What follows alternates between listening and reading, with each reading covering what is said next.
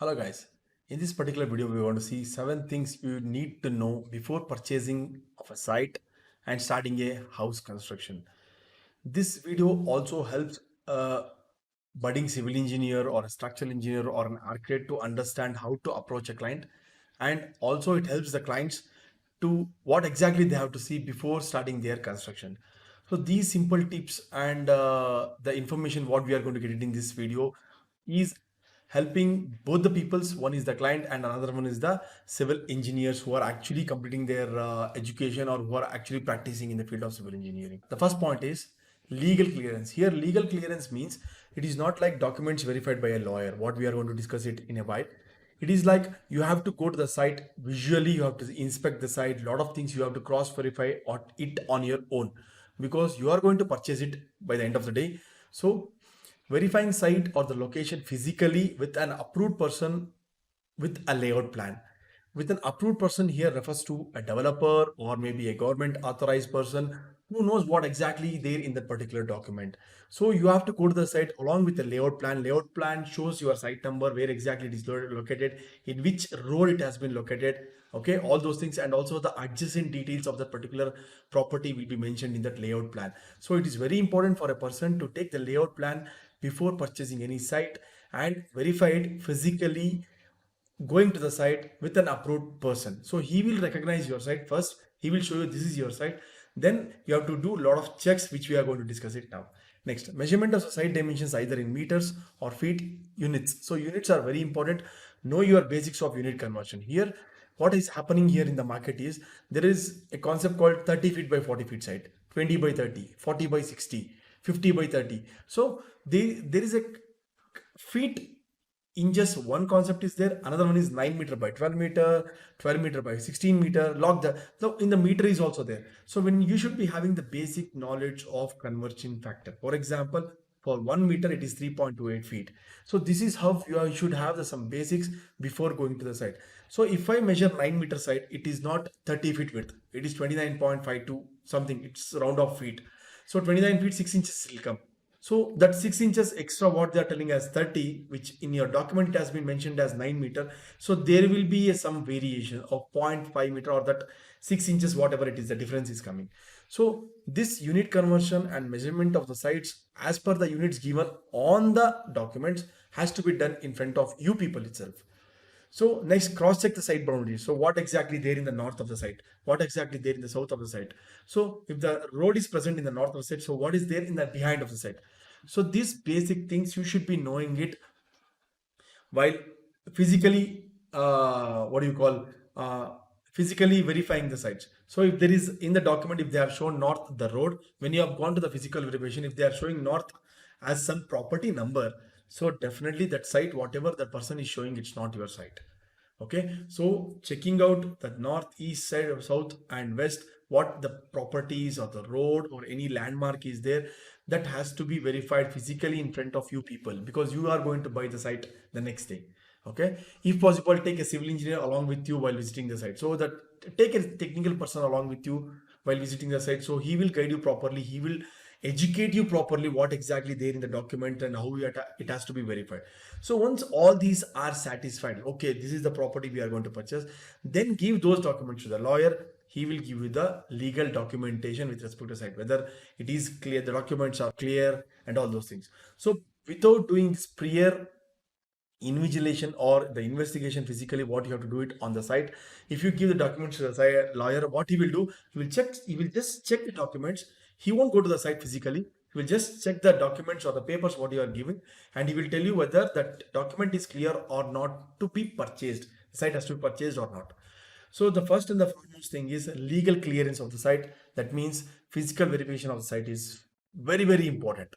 Next, project financing. So most of the people will not be having, so-called as the owner of the property will not be having 100% funding for the project.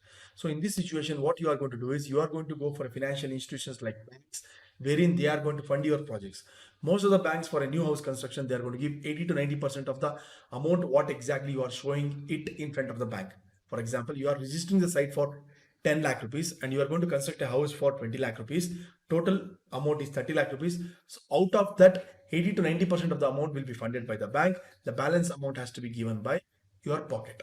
So this is how it works. So the another advantage of getting finance from the bank is that you will get certain tax benefits. The housing loan, what you're going to get it, you will get certain tax benefits because of which the people are going for the financial institution to get the loan. If you are having money also, still you will go to the site. So you will go to the bank to get the financial what do you call help from the bank, because they are giving at a very low rate of interest, that is 6.5 to 7% or 7.5. It is in between 6.5 to 8%, what I got the information. So per year. So when you are taking a very loan for this low rate of interest, definitely the project cost you can control it. Okay, if you are having extra money, you can invest it for some other thing like gold or something like that. So that is also will be growing, and this low rate of interest will not affect you. Okay, so how these funds and in what stages the funds are released? There are a lot of misconception that okay, the loan has been approved as for 30 lakh rupees. Okay, it has been approved 20 lakh 25 lakh rupees for you people. The people are having the misconception that they are 25 lakh rupees they are going to give directly to your hand, okay, in one go. It's not like that.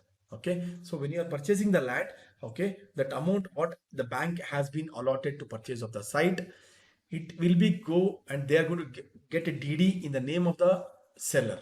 So that amount directly go to the seller. The balance amount of the for the construction, whatever 15 lakh is remaining, they are going to release stage by stage. You have finished the foundation, you have to submit a document to the bank along with the bank approved valuer. Okay, he will come to your site, he will verify it, okay, what all the works has been done and all those things. Accordingly, they are going to release the amounts stage by stage. They are not going to give you a lump sum amount like this. Okay, this we should keep it in your mind. Next, building license. So once the financial institution checks all your IT returns and basic civil report and all those things, then they will tell you, okay, you are eligible for the loan. Then what you have to do, you have to go for a local government approved engineer, a civil engineer, who will give you a building license drawing as per the bylaw, okay, that has been approved by the local authority, leaving all the setbacks and all those things. He will give you a plan, which is not the working plan. We are coming for it. It's not a working plan. It is just for your approval plan. Okay. You are going to take an approval plan, and also you are going to ask him to prepare an estimate for the plan, what he has given it. So that estimate will be referred by the bank people. Okay, depending upon that estimate itself, they are going to release the loan amount or the sanction the loan amount, how much ever they are going to decide according to your income tax returns and all those things. So it is very important to get the advice from a approved bank valuer itself. Okay, he will guide you to whom you have to go, so that your all the building license process will be done very easily. So here the valuer plays a very important role as a civil engineer and also advising the bank people. So he will be in the mid in between the owner and the bank officials. Next, architectural plan and elevation. This is very important because an architect is a person who utilizes the space properly and places the area as per your requirement. So once the building plan, the license and all is done, you are going to give all the documents to the bank for the financial or the financial institution for the next process of the loan.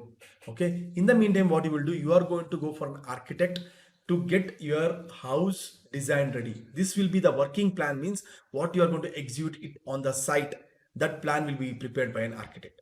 So he will be there. They are also called as the 3D visualization people, or the 3D elevation also. They are going to give you the beautiful 3D elevation for your dream house will be given by an architect. They are going to utilize all the spaces properly, how much the width and length should be there for a room, how much the minimum space has to be utilized for a bathroom or a toilet. All those things will be given by a technical person who is called as an architect. So you have to give that building license plan drawing to an architect as a reference, so that he will see to it and he will leave all the spaces or all the offsets as per the government rules and regulations, then prepare the working drawing as per your requirement. Next, soil testing. So this is a very important phase of the project. Most of the people will not do this because this costs very less amount. If you are investing 25 lakh rupees for your project, this costs only 5 to 10,000 rupees.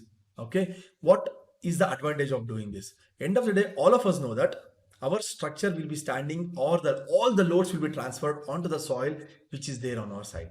So we should be knowing how much strength, how much load it can carry it on by its own, because we are just putting all the loads onto the soil.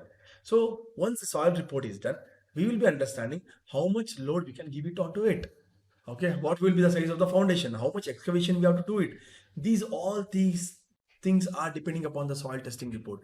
These testing reports will be provided by the local civil engineering colleges having the civil department, or the approved testing agencies will be there. You have to look into it. They should be approved by the government.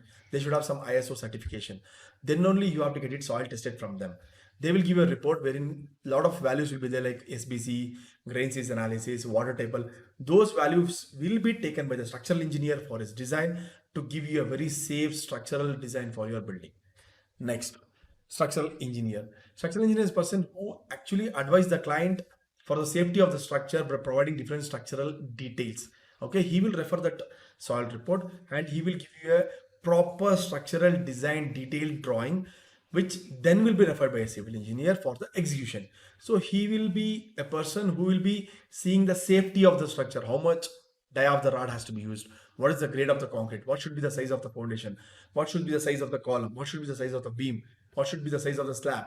So all these parameters, different structural parameters will be decided by a structural engineer.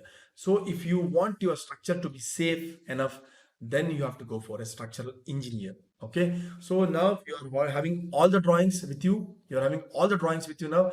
Then here comes a major person called as a civil engineer.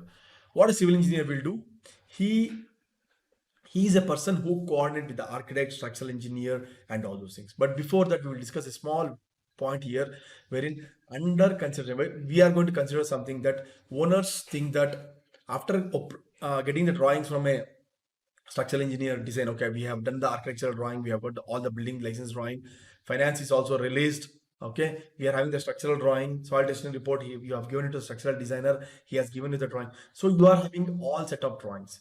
So the owner, what he will think is that keep giving this drawing to a labor contractor or a labor person, he is going to execute the project. Yes, definitely there are a lot of labor contractors who are having experiences, they can complete your project, but they are not going to guarantee any kind of quality or any kind of, what do you call, the what exactly the final product has to be done, given for a durability of the structure has to be taken care of. They are not going to give any kind of guarantee to it. So here comes the civil engineer. What civil engineer will do, he will give you the guarantee for the quality of the construction, for the durability of the structure. So he will see to it what exactly, how much amount of cement has to be utilized, how much amount of water has to be put into it, so to get that M20 grade concrete. So what is the dia of the rod they are using it, what is the spacing of the rod as per the structural drawing, whether they are executing it or not. Starting from the marking till giving it to the key to you people, he is going to play a very important role. He coordinates in between the architect, structural engineer, and the client. So if you're having a civil engineer in the middle, he is going to coordinate with all the people so that your project, your dream house will be completed properly. So it is very important for a client to reach out to a civil engineer before starting any kind of construction activity. He is going to guide you properly to achieve your dream house ready. Okay. So considering, just remember this, always involve a technical persons in the project to complete your dream house ready. If you don't involve, you are going to have a lot of hurdles. You will not be knowing it is a hurdle, but you are going to face a lot of problems in the project. Whatever the item you are going to provide it for the labor people, they are going to put it, that is for sure, they are going to consume it in the building, but they are not going to give any guarantee of quality or the durability of the structure. So based on the above 7 parameters, very clear to a client or a owner or a customer that to complete your dream house successfully, these 7 points are very, very important. So I hope this video has given you a lot of information about how to start a construction and what all the things you have to see to it. I'll be coming up with more videos like this. Please subscribe to the channel and help me to grow to the channel and encourage me to make more videos like this. Thank you.